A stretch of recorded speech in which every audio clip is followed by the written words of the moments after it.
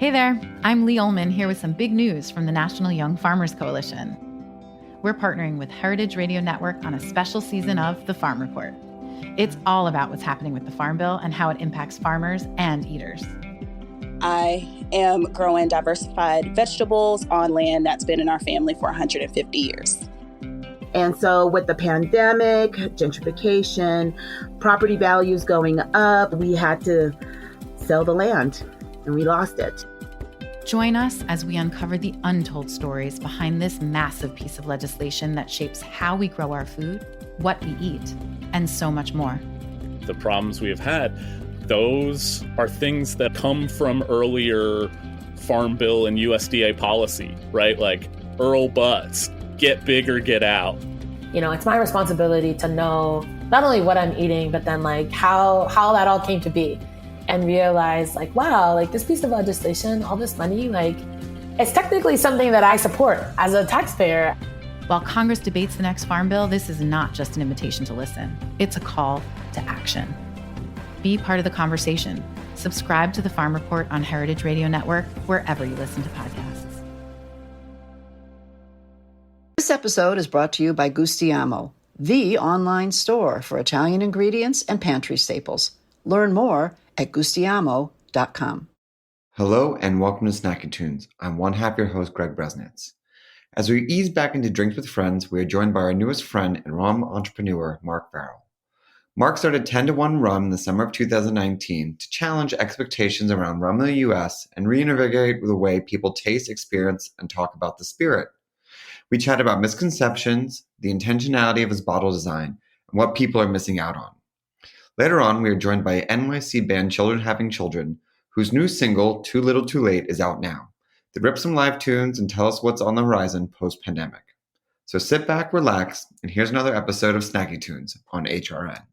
We talk about food, we talk about music, with musical dudes, finger on the pulse, Snacky Tunes.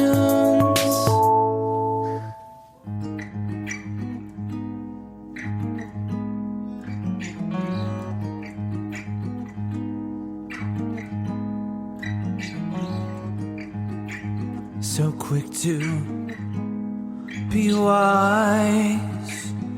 When my luck runs out, we improvise. Your heart's on display, but I have nothing to say.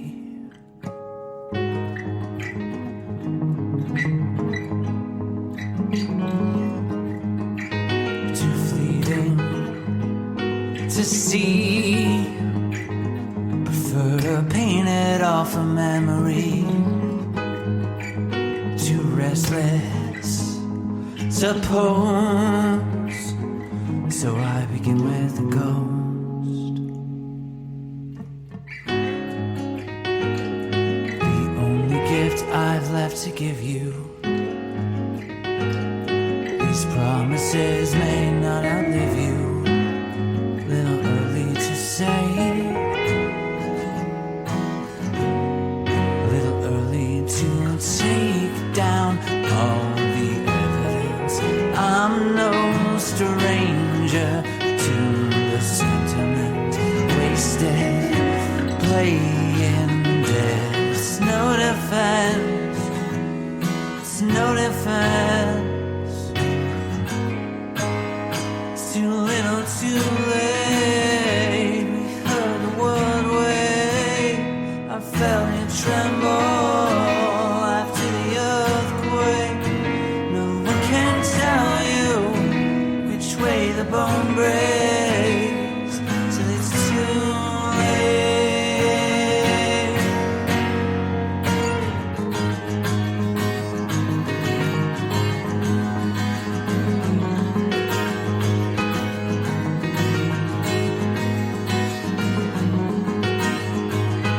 Begin with my ghost, yeah, and bleed it till the curtains close on all that awaits. I just stood there stammering at fate, too little too late.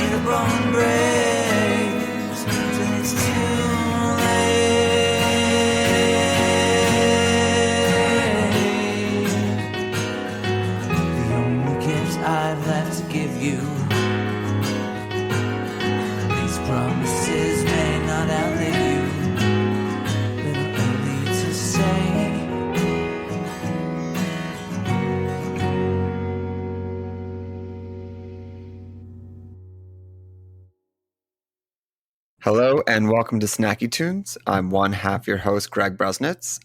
On today's show, we have the CEO and founder of 10 to 1 Rum, Marc Farrell. Marc, welcome to Snacky Tunes. Thanks so much for having me, Greg. Great to be here. Yes, you were from Trinidad, and I'm curious, what was your perception of rum growing up as a child and a young man? Like, what did you think of that spirit? Yeah, that's a great place to start, because I think whenever I reflect on some of the journey of creating 10 to 1, one thing I always share with folks is that for me, there's been such a big gap between my perception of rum culture, even Caribbean culture growing up in Trinidad versus the way that I often see it sort of reflected and brought to life here in the US. To answer your question, for me as a young man growing up in the Caribbean, rum plays such a central role in all these moments of celebration for us, right? So I might recall very fondly, huge Christmas gatherings, me, my immediate family, extended family and friends, all swapping stories and, sharing some good laughs and some great memories, or, at the beach or the riverbanks with some friends of yours, teasing them, having the laughs, etc., on the streets of Carnival. So I always tell people that for me, rum, can be in some of these the smallest and most personal experiences, or in something as big and expansive as Trinidad Carnival. Can be super highbrow, white tablecloth and fancy. Can be super lowbrow and rustic and easy. But really, kind of that common theme for me is about what it does as a catalyst in some of those moments of celebration. And I think that versatility and that diversity of experience is something that has been lost for many consumers when you think about the way that it's often brought to life here in the US. When did you realize the perception was different in the US, and how did that make you feel? I often will recount these stories of, we've all been on a journey with our spirits, right? So, you think about your college days, big plastic bottles, hangover in a bottle, hangover waiting to happen, slushy cocktails, all the sugary drinks you have when you're out on spring break. And for most of us, that journey will change and evolve over time, right? So maybe you were doing the big plastic bottle tequila. Now, you have your sipping tequila of choice, and you only do your spicy margaritas at your fancy downtown spots. And actually, what I found was in my time in Boston, in my time in New York, certainly, walking into some of those establishments and really seeing that for many of my friends who were maybe tequila drinkers or gin drinkers or certainly now American whiskey drinkers, they had an easy path to keep on elevating their taste, right? Like they kind of could move on, they could graduate to the next thing and the next and the next. Whereas my choices felt like they remained almost kind of trapped in a time capsule, always some kitschy rum that was, I won't call anything out by names, but, we talk a lot about the fact that rum has been mired in this narrative of pirates and plantations for a long time, right? Like pirates and sea monsters and all these old fables. Where is the opportunity for me to elevate my rum game in the same way that my friends are as well? So I'd say I got increasingly frustrated with it as we sort of went through kind of the early, mid, late 20s, right? And at some point decided, we probably want to go do something about this ourselves. You do not have the common background of a spirits founder, or not one that I see too often. Right. You went to MIT when you were 16, Cambridge, Harvard Biz. What did you go to study for, and what was your specialty and focus? Yeah, sort of one long boondoggle, but no. So started my early career chemical engineering at MIT. At Cambridge, I did sort of public policy. It was called technology policy. So really kind of that intersection between public policy, science, and enterprise. HBS was an MBA, so obviously focused on business. Well, what I tell people is that, it's funny how much timing matters. And that sounds like a very cliche throwaway statement, but I'm reflecting on it because I went to HBS in 2008. That was right when, the last time the world fell apart, pre-COVID. A lot of folks were kind of faced with this moment of reckoning around where they might go sort of ply their trade or build their careers. Lots of jobs people dreamt of having were no longer there. And so if you look at my class coming out of business school, and same is probably true if you look at the Stanford kids and stuff as well, a lot of entrepreneurs came out of that cohort, out of that vintage. And so even though, yes, focused on business and all of that, I think that like we had a very strong pivot to entrepreneurship. This question of how and where you were going to sort of make your own mark, tell your own story, and hopefully create a product or a service you could share with the world. But you didn't go right into spirits. You were handpicked by Howard Schultz to be the youngest VP at Starbucks.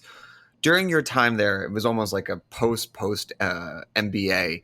What were some of the skills and insights that you picked up from that hands-on training that you still retain with you today? Yeah, 100%. That's a great way of describing it. It was it became an amazing finishing school for me before I even realized it, really, right? I think, and that might sound weird to some folks, right? Like, you join this multinational mega corp selling coffee and like, wait, that's a finishing school for being an entrepreneur and selling rum, right? But it gave me a couple incredible things. Number one, actually, I got my entrepreneurial mojo back there. So when you look at a guy like Howard who has built this remarkable company and you see how much of who he is and what he cares about has been translated into the vision and the sense of purpose and ultimately the sense of scale of the business and the brand, it makes you as a young entrepreneur ask yourself the question, what would it look like for me to go do that, right? Like, what's my version of that? Telling a story that is uniquely personal to me. I think from a finishing school perspective, also gave me an incredible sense of incredible appreciation for brand discipline. Howard and therefore Starbucks have a very clear sense of what they will and won't do, what things fit within the moorings of the brand and what things don't. And I think that hopefully that's appreciated in market, but we've tried to be quite consistent with that approach in bringing 10 to 1 to life. When you think about everything from the story behind the name to the creative suite, to the kinds of places and spaces we put the product in, the way we deliver our message and our storytelling, I think a lot of those elements around how you shape a brand in the early days, I've actually found that Starbucks experience to be really, really pivotal as well. I see a lot of corollaries between going out and sourcing beans as sourcing the different rums that make up your blends. How does one find the different aspects of the rum that goes into the bottles? Now, the 10 to 1 name I'm going to get to in a second, but your rums come from all over the Caribbean. It's not just Trinidadian or Dominican Republic. When you are sourcing a rum that goes into the bottle or that plays well with others, what are some of the characteristics and what does that journey look like? Yeah, first of all, that's a great point and a great parallel to draw. We would sit in meetings at Starbucks and sort of do a coffee tasting. We talk about the different roast curves, the different blend profiles, and it gives you a sense of appreciation for what craft can look like and different ways that it can manifest. And so I think with 10 to 1, I'm bringing a little bit of that perspective, not copy paste, but like I think there's some influence there in telling that blend story. So 10 to 1 is not the story of a Trinidadian creating a Trinidadian rum. I want to actually find a way to highlight and showcase the different distillation methods, the different provenance, the different terroir from around the region, bring those to life in a blend that feels super unique and ultimately very special. And so that process for me was a function of trying to go out, understand, if you look at Trinidadian versus Jamaican rums, for example, right, we're on opposite ends of the Caribbean archipelago. The soil composition in the two countries is super different, right? So, people think of Caribbean islands, but really Trinidad is an offshoot of South America, right? It's kind of broken off the end of Venezuela. We have the same oil and natural gas vein that they do. And so the composition of the soil is different. The primary distillation methods, pot still in Jamaica versus column still in Trinidad, are quite different. Jamaicans lean more into sort of like the overproof or extra proof sort of manifestation of their rum. So you have to really kind of go in and understand really kind of end to end how these different rums come to be. And as you're building the blend, you're trying to pick out these different elements that you think can kind of bring something to life. So for our dark rum, as you mentioned, it's 4 different countries: Trinidad, Barbados, Jamaica, the Dominican Republic. I would say, you're going to get the Barbadian rum kind of almost acts a little bit as the backbone of that rum. Some of those barrel aging notes, the baking spice, a little bit of vanilla, cedar, etc. The Jamaican, that little bit of Jamaican pot still rum gives it a very unique characteristic. People pick up those notes of banana peel, a little bit of the volatiles and the esters that you get from a Jamaican rum. Trinidadian and Dominican rums tend to be a little bit drier in their profile. For us, when we were developing the rum, I wanted to combat this perception of rum being overly sweet, super cloying, sugar bomb. And so a little bit of that dryness, that little dry finish on the back end of the palate ended up being a very critical component. So it's almost like building a little band and you're trying to figure out what instrument each rum or each person kind of plays to bring the whole thing to life. You're not just dealing with changing the flavor profile or reintroducing what the actual flavor profile is to people who are not used to it. I've had some rum experiences that I will also not name that left me turned off, if you would say, but you touched on the idea of pirates and plantations, is this idea of demystifying it. How do you go on the other end of the spectrum and educating people of where rum sits in the Caribbean lifestyle and how it's played such a significant role? Yeah, it's a great question. To me, the journey of disrupting the consumer mindset here almost has two lanes that exist in parallel. So one is on the product side. I want to give you a really high quality liquid. I talk you through the beauty of the blend, the barrel aging notes, no added sugar, color, or flavoring. This perception of rum is highly caloric or super sweet. Maybe true for some of the other guys, not true for us. Same number of calories per ounce as your favorite tequila or mezcal. We've won over 30 awards in the last 7 months. I want people to understand that the quality of the product is there. So, and certainly even the ways in which you go about drinking it, creating your elevated old fashions or Manhattans or Negronis, neat pours on the rocks. That to me is kind of the pillar of disrupting your perception from a product perspective. Now, coming back to this whole notion of pirates and plantations, the other side for me, and as somebody who's from Trinidad, this is of equal greater importance, is I want you to understand what the culture of rum and the culture of the Caribbean is really about. And that's taking you away from some of these old colonial vestiges and tropes and bringing something to life that feels much more authentic, much more contemporary, much more inspired, right? So I might be showcasing that to you through elements of Caribbean music, art, fashion, food, right? All of which actually are part of the everyday American consciousness today, but folks may not quite realize it, how much it's actually infiltrated your everyday culture. And so if we can shine a light on some of those elements, you actually realize, oh wow, like this culture, this world has been surrounding me this whole time, and perhaps I didn't really know it. We just need someone to shine a light on that and make it more visible to the everyday consumer. We're going to take a quick musical break. We're going to play a song from our archives, and then we'll be back with Marc from 10 to 1 Rum here on Snacking Tunes on HRN.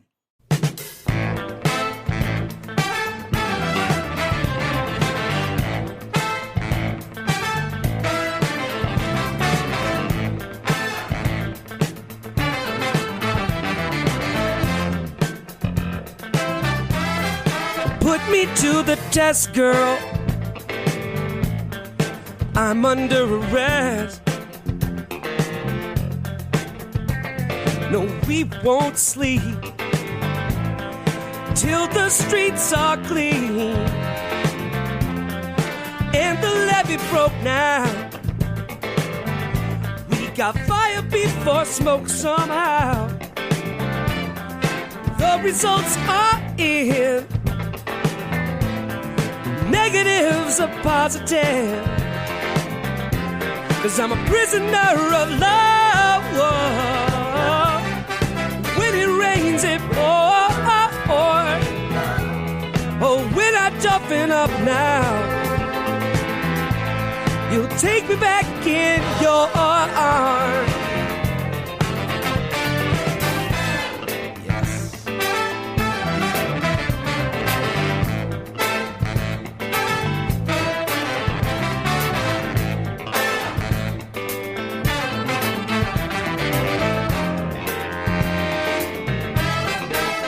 Me behind bars. No more living large, girl. We're flirting with danger. Whoa.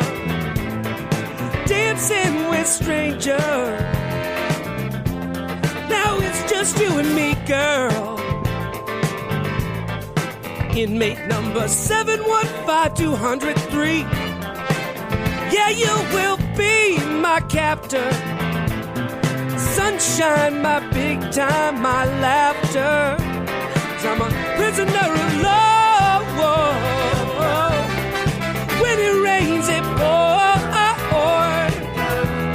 Oh, when I'm jumping up now, you'll take me back in your arms.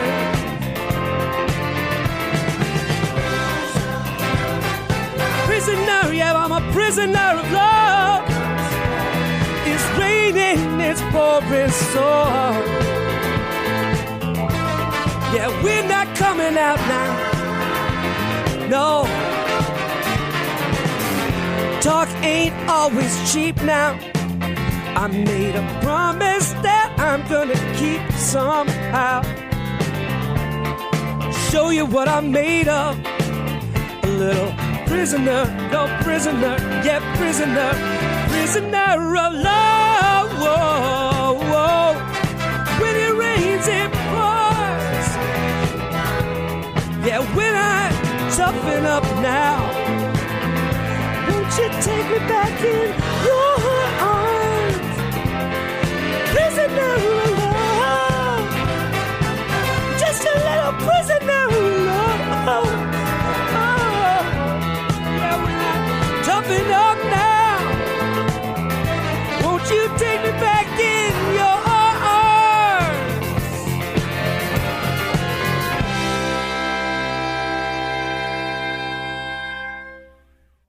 Besides ethos, iconography is really important in helping people to understand a brand. And your bottle is so intentional and so beautiful. I would love to actually break it down, starting with the name, 10 to 1. Can you give the history of where it came from and how you arrived at it? Yeah, absolutely. Intentional is the operative word there. I want people to understand every element of this brand is intentional. So starting with the name, 10 to 1, which was inspired by the original Caribbean Federation, right, which consisted of 10 countries. So the idea of 10 becoming 1. And as Trinidad's prime minister at the time, Dr. Eric Williams said, he said 1 from 10 equals 0. He's very good at math, but he was making the point that if you remove 1 from the collective, the whole thing falls apart.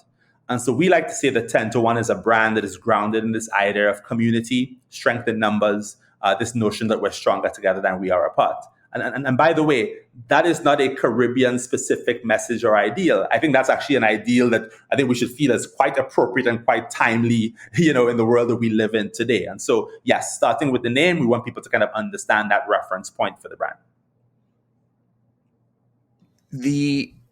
Let's go to the bird. Your spirit animal, if you will. What is the history of it, and how did it end up on the label? Yeah, totally. So the logo, Marc, which is the scarlet ibis, it's a stylized scarlet ibis, which is the national bird of Trinidad. So again, we wanted to kind of pull something that's a direct reference to our history, culture, and heritage, and bring it to life in service of the overall brand. So you have the name 10 to 1. You have the scarlet ibis as the logo, Marc. But by the way, even the font of 10 to 1 on the bottle is taken from an old heritage independence stamp, celebrating Trinidad's independence from colonialism. If you look at the side label, there's a red side label on the dark rum, a white side label on the white rum. Those are riffs off of old shipping labels. So you look at the old shipping manifest as sugarcane used to make its way from the Caribbean through the ports of, the Americas and beyond. We've kind of repurposed that to tell the story of the bottle and the blend. You'll find the tasting notes on there, for example. And even the exaggerated heel that the bottle sits on. We wanted to quite literally put rum on a pedestal. And so we talked about trying to kind of move people away from these preconceived notions and stereotypes of what rum as a category represents. I think your bottle has to be an ambassador for you in that regard.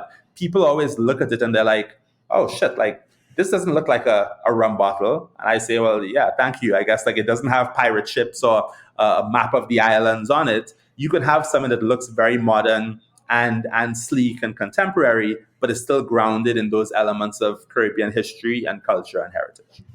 It's not just Caribbean history and heritage. It's actually current Caribbeans. One of your pillars is Caribbean Made, which is kind of wraps your arm around Caribbean culture. What are some of the different identifiers for Caribbean culture, and who have you put your proverbial arms around to help celebrate? Yeah, that's I love that reference, and Caribbean Made to me is super important. Exactly as you said. My whole thing is you don't have to be a Trinidadian with a Trinidadian passport to be Caribbean Made.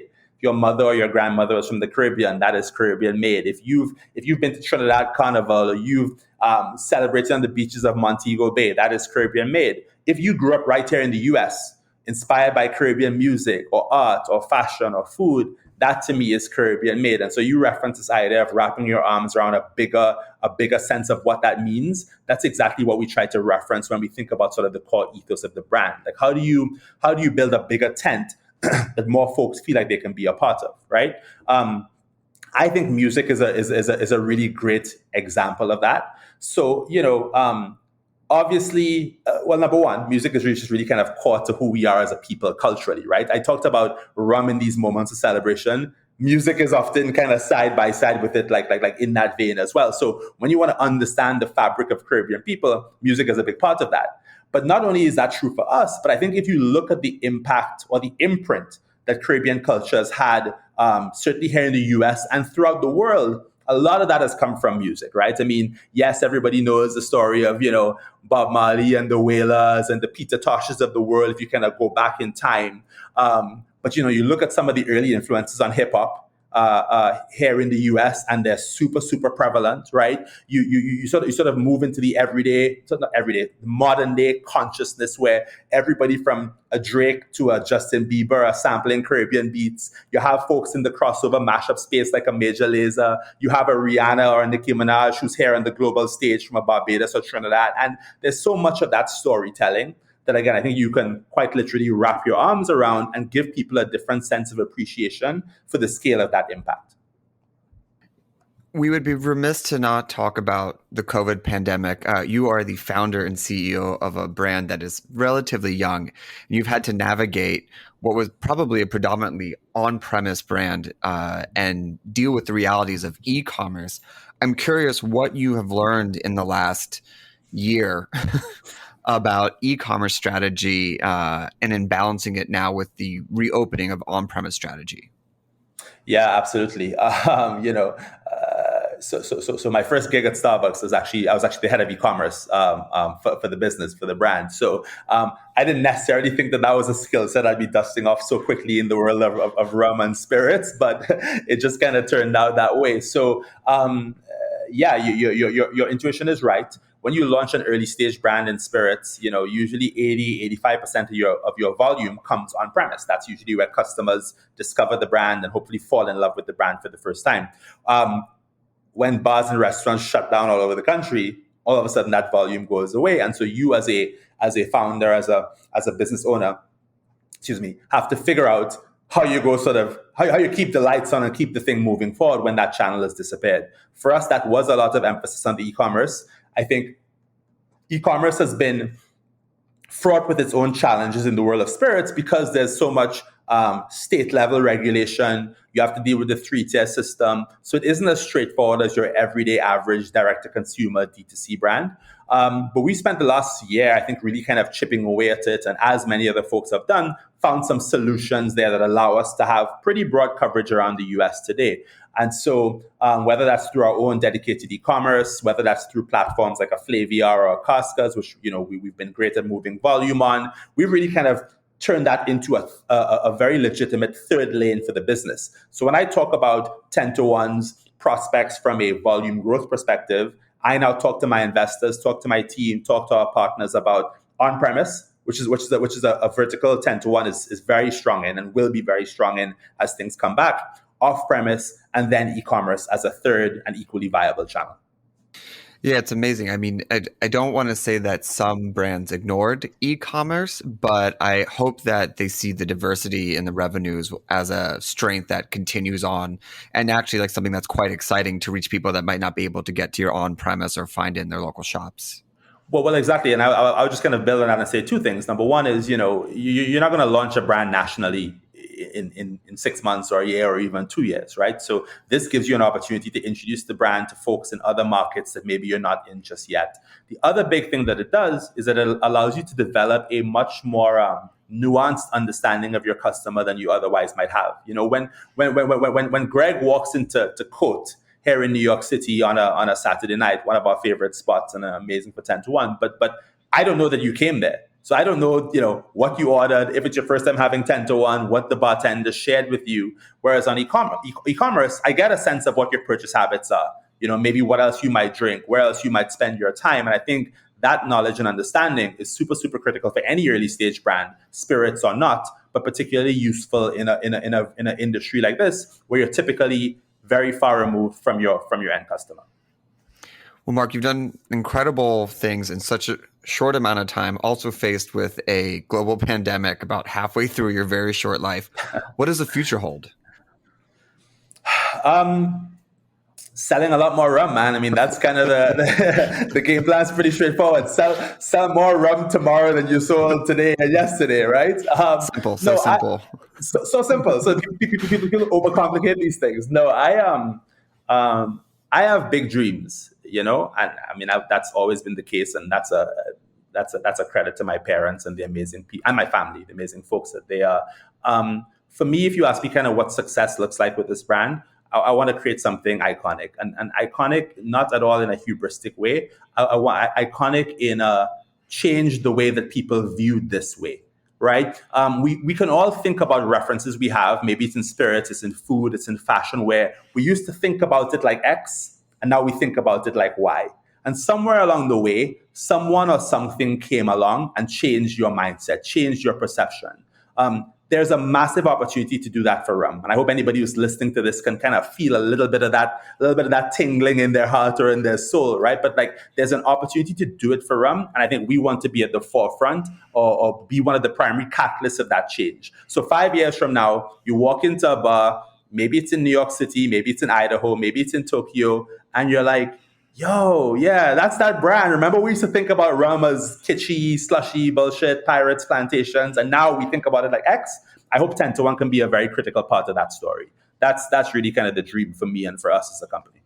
Amazing. Well, where can people find you? Where's your e-commerce? How do people get their hands on a bottle? Yeah, great questions. Go drink the stuff, people.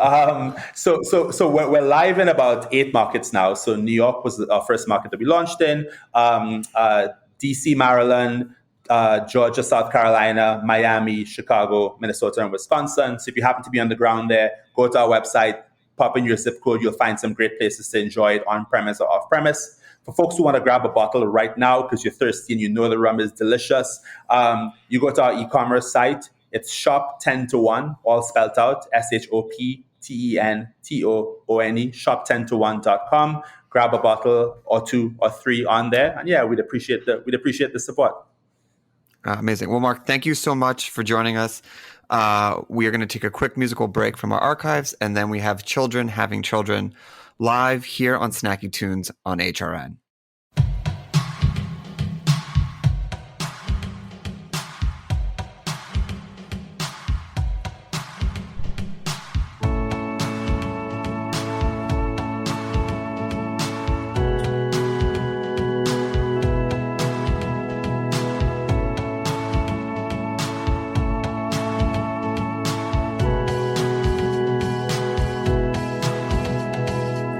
Can't stay awake, I wonder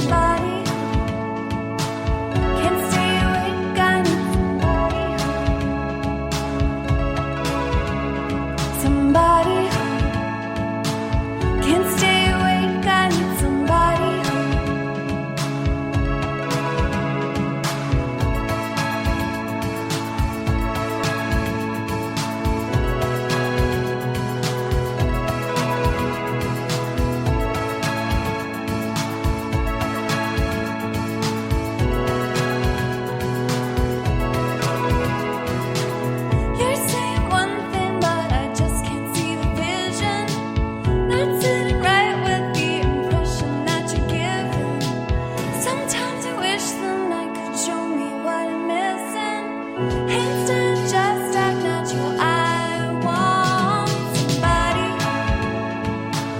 Can't stay awake, I need somebody. Somebody. Can't stay awake, I need somebody. Somebody who can't stay awake. Somebody who. Somebody who can't stay awake. Somebody who. Take me over, turn me on. I can't stop, it's what I want. Take me over, turn me on. I can't stop, it's what I want. Somebody who can't stay awake, I need somebody. Somebody who can't stay awake, I need somebody. Somebody who can't stay awake. Somebody who. Somebody who can't stay awake. Somebody who.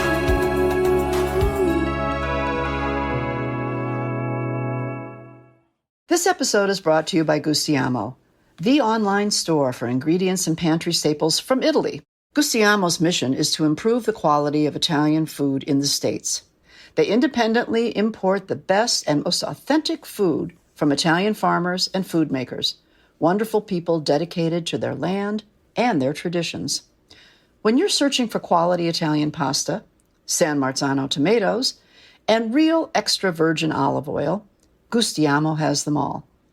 Shop their vinegars, coffees, sweets, and so much more. From northern hilltop hazelnut farmers in Piemonte to southern sea salt millers off the coast of Sicily, Gustiamo works exclusively with small family food companies in Italy. When you shop with Gustiamo, you'll know that your ingredients are authentically Italian and of the highest quality. For our listeners, Gustiamo is offering a 10% discount on your online order with Gusti code HRN. Learn more at gustiamo.com.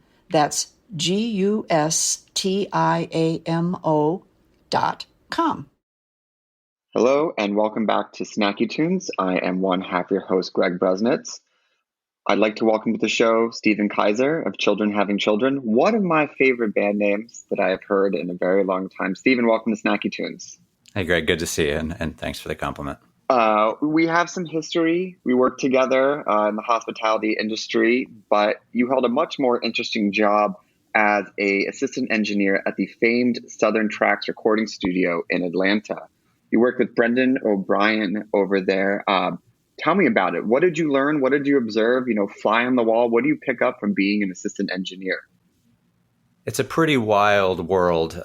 Definitely living and breathing it. I basically lived at the studio while I was there. So 90 to 100 hours a week. At that point, it was starting to become obvious that the music business was turning DIY in more ways than just Fugazi and bands of that ilk. So what year my friend, this was I started the studio in 2006, and my friend and I just kind of decided we want to learn how to be self-sufficient on the business side and on the recording side. So I signed up for a music tech program for undergrad. That was in Atlanta at Georgia State. And that led to this internship working for Brendan on these crazy projects from Bruce Springsteen to Mastodon, Incubus, really kind of all over the board, meeting some of my heroes in the process. And what type of teacher was he? What was it? Kind of showing, not telling? Was there an education side to it? How did you get knowledge from him? Definitely more from watching him work. And as someone who I'd say within a year of working there, it became pretty apparent to me that I did not see myself being an engineer for the rest of my life. So a lot of the lessons I ended up taking away were more life lessons and lessons about the way you treat people and the way you create environments for creative people. Ambiance was half of what we focused on, making it feel like artists weren't at work. Let's discuss that. I don't think people who haven't been in a recording studio don't really, they might see it in a movie where it's just like, looking through the window, but there's a Right. vibe. Like you said ambience, but there's a aesthetic that goes with it. What are some of the tricks of the trade to setting the right ambience? And is it different per artist and per genre? Definitely different per artist. Most of our projects were within the broader rock genre. But we definitely weren't afraid to bust out the candles and the incense if that seemed like the mood. Dimmers were a must. Don't want to be too bright while you're bearing your soul to the microphone. But yeah, it was really pretty varied artist to artist, but a lot of artists needed very little. Our studio was very homey. Wasn't a lot of glitz and glam, but we had a nice little lounge. It was very private. No one knew about the studio. No one knew where to find it. So people felt like they could really kind of come in and step away from the world there. And I think Brendan and his team were really good at facilitating that. What was the transition from going to assistant engineer behind the board to getting into the recording booth yourself and putting down your first Children Having Children EP?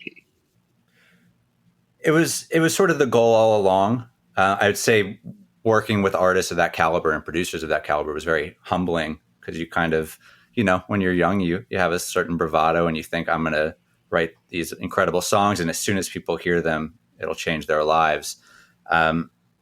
In reality, watching those artists work and then getting behind the same gear and using the same instruments and equipment to record myself, it was definitely a steep learning curve, but I learned more by doing that than I could have ever done sitting alone in my room with my 4-track, which is where I started.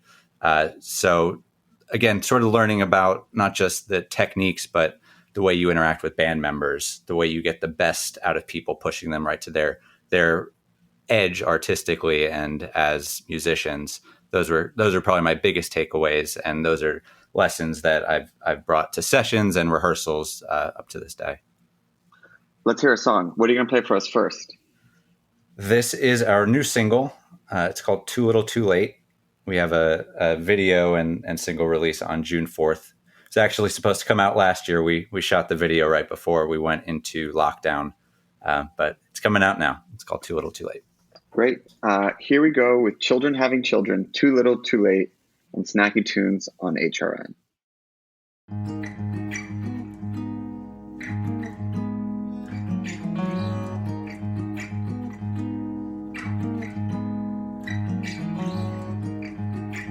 So quick to be wise. When my luck runs out, we improvise. Your heart's on display, but I have nothing to say.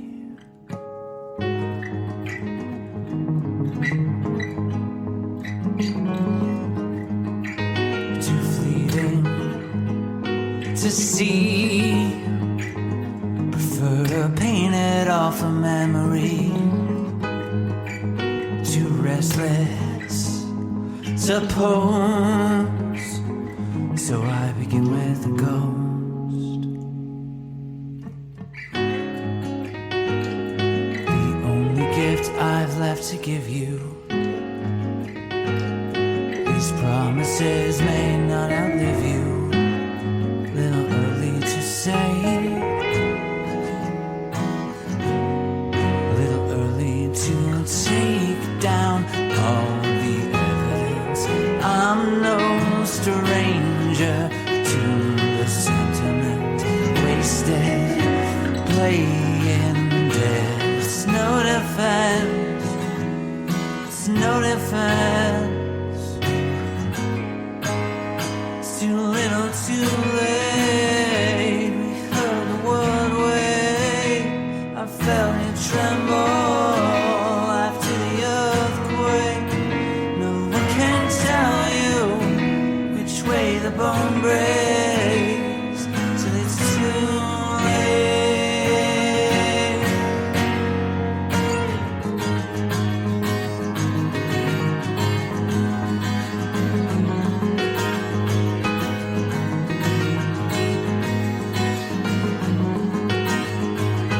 Begin with my ghost, yeah, and pleated silk curtains close on all that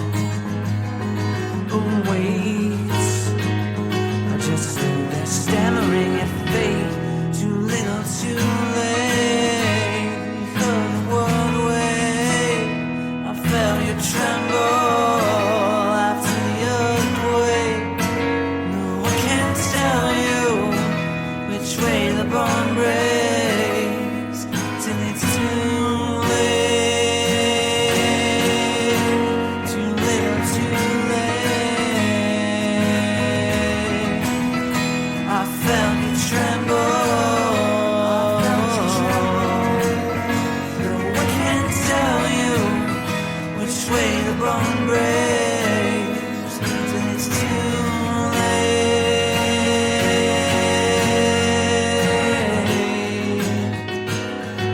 The only gift I've left to give you, these promises may not outlive you. Little early to say.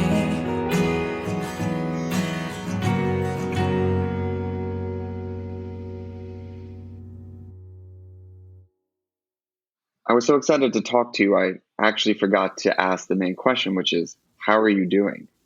I'm doing good, man. How are you? I'm good. You reached out to me at the end of last year saying that you've been working on this project but had been paused. How does the project feel now, as things are freeing up? Art that you made a year and a half ago, does it remain relevant? Do you feel the same connection to it? Has the meaning for it changed for you? How is it adapted, or is it still stay the same? I will say that this, Children Having Children kind of started as a bedroom and studio project, not with a real band. And moving to New York, I found my real band, and it's been so amazing to be on this journey with them. COVID kind of forced me back into the place where I started, which is alone in a room with a couple guitars and maybe not my full recording setup, and just sort of clunking away. And I realized I hadn't been in that place for a while. So it was a really fruitful lockdown period for me. I wrote probably more songs in those months than I have in any similar time frame that I can think of. And now that rehearsal spaces are a thing again and gigs are starting to be a thing again, it's great to be back in a room with my bandmates Matt and Ryan, and yeah, it's been really incredible. Definitely a little bit of rust to shake off, but it's coming off. And for a song like Too Little Too Late, we've been playing it live for a while anyway, and just hadn't locked in the studio version. So it feels good to be releasing it to the world. You talk about your songwriting process as being an outlet for things you can't say any other way. What is it about these songs or this methodology that frees you and allows you to actually speak your mind? That's a good question. I think as someone who's an off the charts introvert who sort of learned to be hospitable and socialize in sort of a way that allows me to function in the world, that's sort of one mode of communication for me. But there's definitely an inner voice that just has always found a more natural outlet through music. And the things that I say in a song are things that I just know if I try to put them into a letter or make a movie about them, I wouldn't have the skills to communicate them that way. But in this forum, whether it's just the way that a lyric lands on a chorus or the way a melody can line up with a thought, those are the things that really excite me when they work. Can we hear another song? Yeah, absolutely. So this is a song called Two Little Red Hens.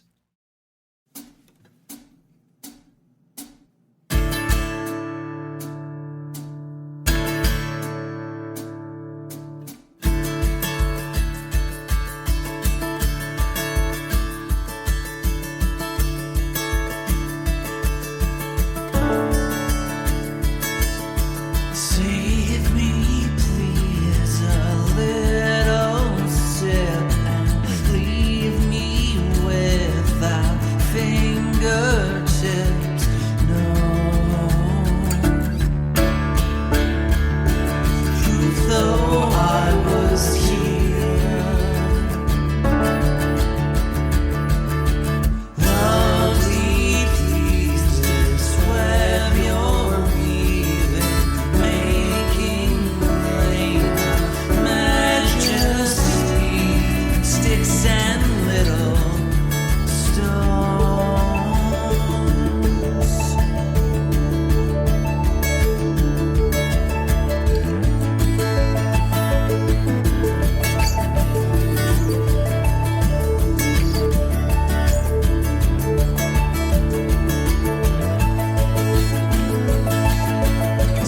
Sanctuary in a cup to suburban spring, subtle touches.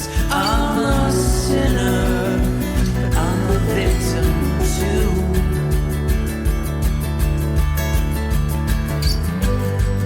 Loosely, I know when the mention makes it so.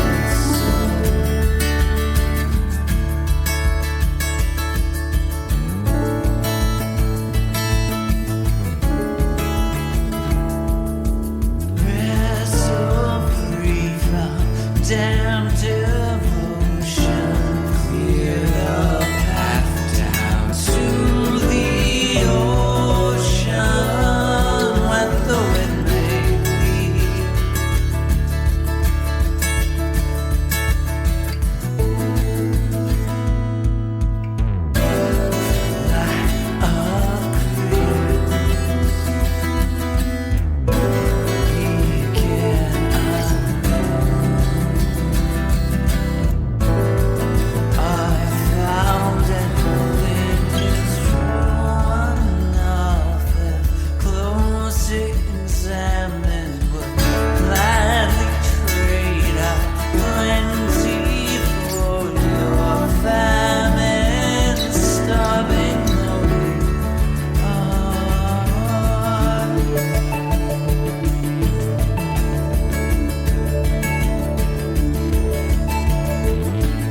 Light up venture, please, into the pasture, plentifulness, man's disaster. Come, sinners, though we be.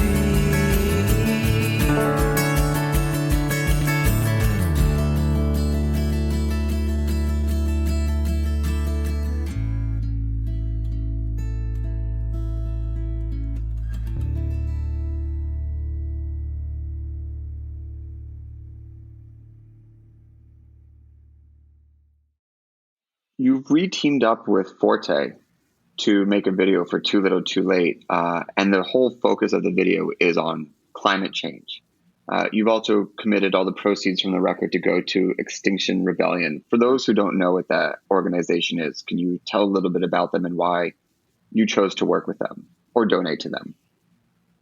Yeah, Extinction Rebellion is an international climate emergency organization that's really trying to ramp up the conversation and put pressure on governments and larger corporations to acknowledge a very real climate crisis and sort of put a little bit more emphasis on the deadlines, kind of trying to walk back that by 2050 we'll be here, knowing that if we wait till 2050, our problems are going to be a little too big to deal with. So it's an organization that's somewhat apolitical to the degree that denying climate change can be apolitical. But it's really an emphasis on peaceful protests, arrestable actions, and it's decentralized across different locations. So I've been pretty involved when possible with the New York chapter, and I'm excited for some of the things that they have lined up. And tell me a little bit about the video. What is the focus of it? It's premiering beginning of June. Yeah. So our bass player, Matt, is an amazing cinematographer. One of the perks of having a cinematographer in your band is that you can leverage his production company, which is called Forte. And we worked with them on our last video for a song called Checkerboard Red. And so I'm pretty close with those guys. And a lot of brainstorming sessions over cocktails. And we sort of talked about the climate crisis and also the other aspect of the song, which is really the way you project yourself onto your memories of another person in a relationship. So we kind of went the very literal route and went with sort of a theme of projecting things onto people and memories. And we featured this incredible dancer, Holly Sass, in the video. It's just her and me this time around. But Forte is incredible. And they also do these fun pizza pop-ups for charity because the director of the video, Mike, is also an accomplished home chef. Oh, what's his go-to pie toppings? He's been mixing it up. He's definitely an advocate of embracing the New York style pizza. He's not a Neapolitan purist. So he's definitely kind of coming from the Roberta's school, I guess you would say.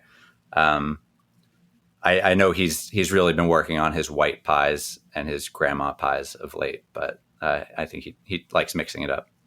Man, I'm not always a big fan of a white pie because I think it's always hit or miss, but when it hits, it really hits. 100% agree. And I'll go the clam pie route as well. Ooh. If the situation warrants. I don't think he's gone down that rabbit hole yet, but I hope he will. Yeah.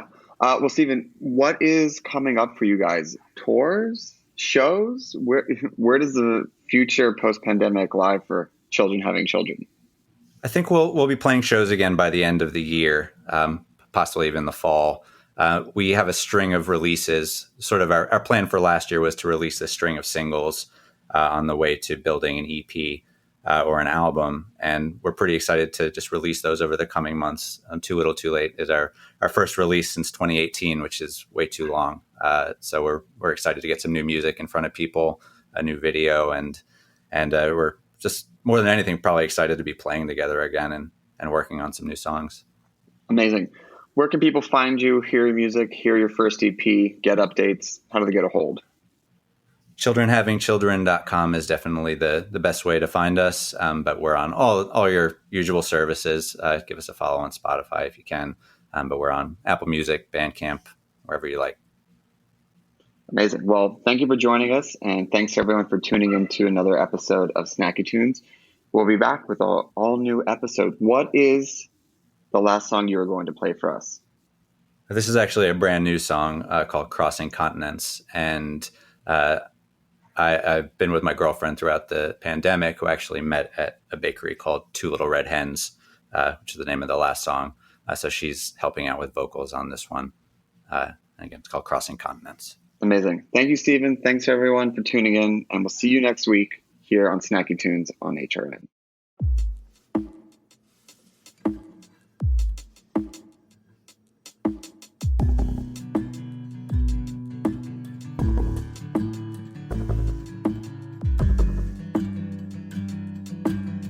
Stop to admire my reflection from a diamond in the rough. I'll be in the shadows soon enough to conspire without consequence while you're out crossing continents. Am I reaching out or breaking through? You know me, I can't complain. Spent the minutes mostly black and blue, but the day was free of pain.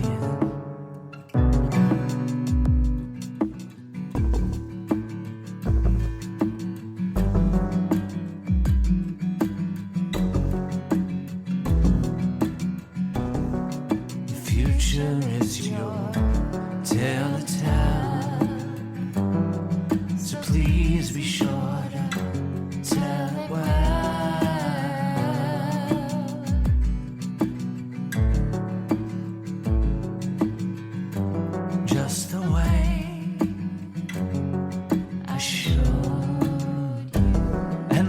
archer with her arrow drawn, probably wants the same as me. A target she can set her sights upon, but she wants it differently. And if the winds are on, for all assuredness, the optimist says stick around. We won't be gone for long, so leave your fingerprints and all your sorrows written down, 'cause I can feel you changing. A silent rearranging.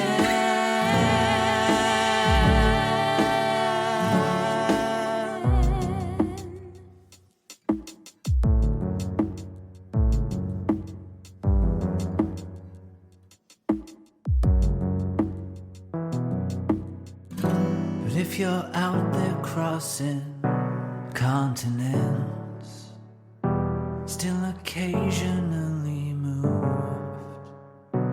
by the places where we sought a little sustenance, for a hunger seldom soothed. Even if the time is wrong, for all assuredness, your tomorrow's written down. We won't be here for long, so leave your fingerprints. The optimist says stick around. Stick around so I can feel you changing. Stick around so I can feel you changing. Stick around so I can feel you changing. Stick around So I can feel you changing. the optimist says stick around. So I can feel you changing. Stick around. So I can feel you changing. Optimist says stick around. So I can feel you changing. Stick around.